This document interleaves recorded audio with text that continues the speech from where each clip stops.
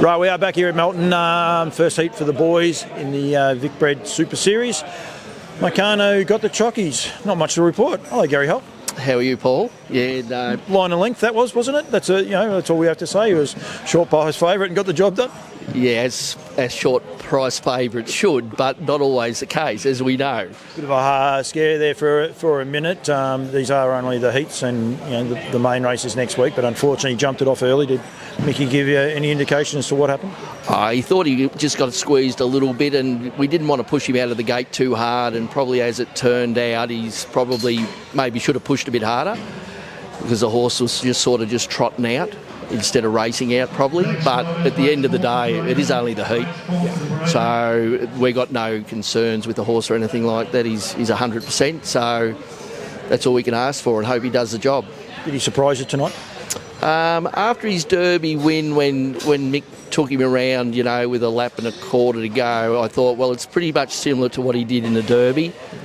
And I was just hoping he'd get into the death seat there without, having to work too hard to do it. Yeah. And then got the jockeys on to next week, so that's going to be exciting. The Group 1 monkey's off his back. It was already off your back, but that probably takes a little bit of pressure. Was there that little bit of pressure, that Mickey hadn't won one? You got yourself a nice horse as an owner's, is there things that you tried to do behind the scenes to try and help the boy? Oh, we tried to sort of talk it down as much as possible prior, because you can see he does get nervous. He wouldn't admit it, but he does.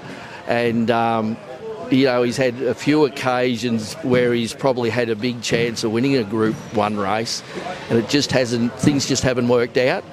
So, we were just so happy that we were able to be part of that, and our horse was part of it with Mick. So the grins are still all around the stables at the Bellman stables, and they'll be there till probably Christmas anyway. But go back to the Derby, and there was a build-up.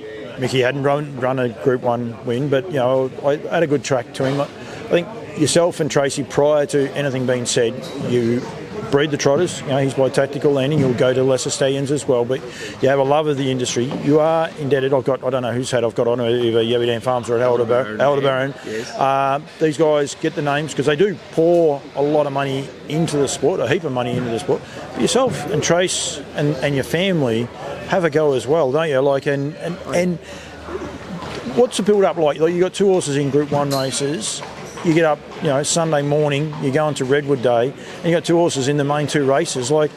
Did you and Trace, like I said to Mick, have you had a chance to sit back and sort of realise what he's done? Did you and Trace stop and have a think about it? Yeah, we have, and we just count ourselves as being really lucky because there's so many other breeders out there have got really nicely bred horses, and just everything has to line up for you. And we've just been blessed, I suppose, this time round that the horse has got the capabilities, and he's been able to make sometimes his own position in races, and we just feel so happy for everybody that's involved with the horse that he's been able to do the job, and hopefully he's got a big career ahead of him. Well, he announced himself, that's for sure, and a lot of people sat there and took a good look at him. And I know there was talks about New Zealand in the middle. I know there's Queensland talks as well. Whether any of those things happen, at the end of the day, you want to worry about the Vic Bred next week. But he has announced himself, and a lot of people, and I think that run tonight might turn around and say, well, the Derby was no fluke. It's pretty surreal for him, isn't it? Yeah, he seems to be able to get out there. He's a tough horse, and that's going to just mean so much to him in the future, because we've had nice horses, but they've been more sit sprint horses, and they've got to be brought into the race and you get one effort, where this horse I think's got 2 or 3 efforts in him. And the way he's going, I think that was only his 13th start, and his 2-year-old starts were really just to get the education. We had no real anxieties or that to get him to try and win anything big as a 2-year-old.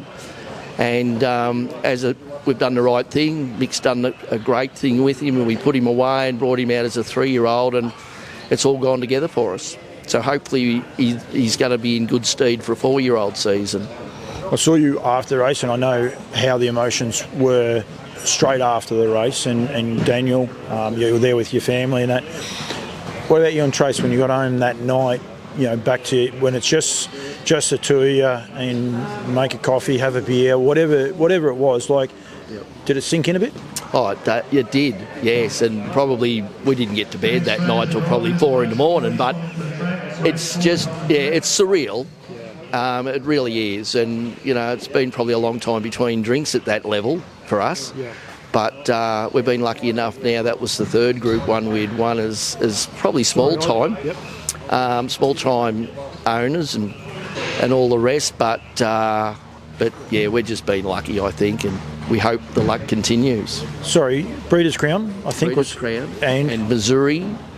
Missouri won homegrown. Oh, Yep. So she's the mother of Zulu. Yep.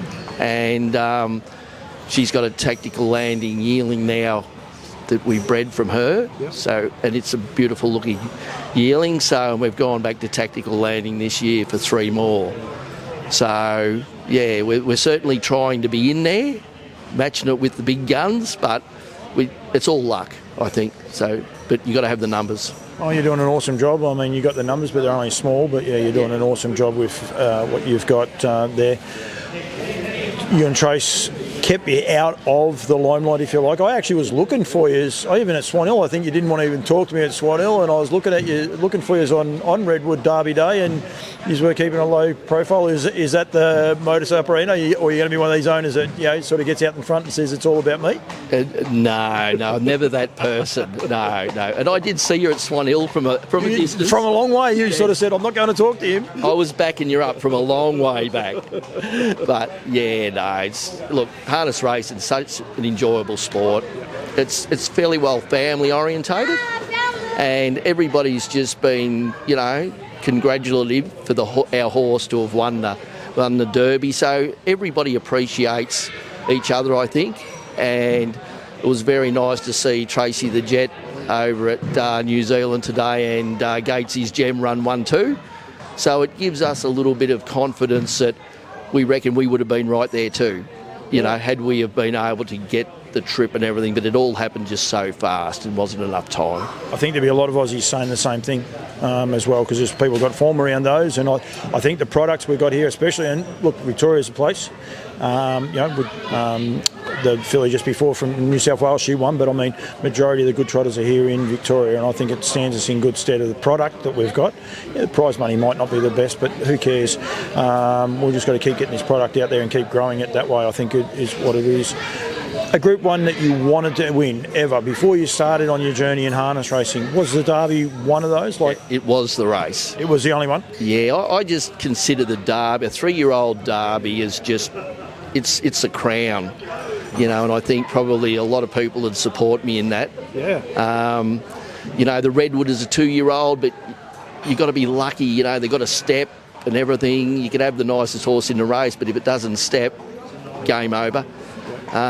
The Derby being a mobile, and it's just so many nice horses were in it, and to come out and win it, that's just so good. It has no restrictions. Unfortunately, the New Zealand race today, the Ascent, you had to be picked to go there.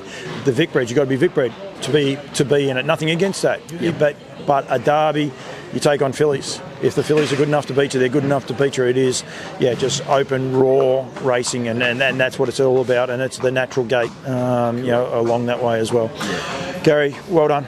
Thanks, Paul. Congratulations for tonight. I'm sure you can put your heart back. Might have been a little bit more scary than last week. Yeah. But good luck next week. But who cares?